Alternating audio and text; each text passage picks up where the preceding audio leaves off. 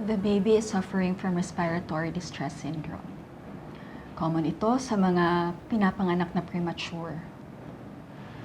Nahihirapang huminga ang bata. Dok, please do everything to save our baby. Ginagawa naman namin lahat. Pero tatapatin ko na kayo.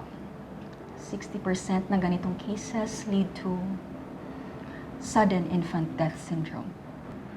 Death? Mamamatay anak ko? I'm so sorry.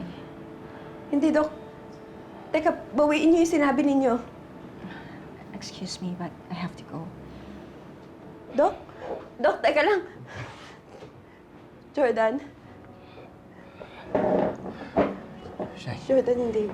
Hindi pwedeng mamatay ang anak natin. Hindi siya pwedeng mawala. hindi mamamatay ang anak natin, okay? Hindi mamamatay dahil lalaban siya. And I believe he will survive this. Kasi mana siya sa'yo. Fighter ka, parehas kayo ng anak natin. Hindi mo naiintindihan, Jordan. Natatakot ako. Natatakot ako. Sa tanang buhay ko ngayon ako natakot ng ganito, Jordan. I know. Kasi isa ka ng nanay. Hindi ko to kaya. Hindi ko to kaya mag-isa.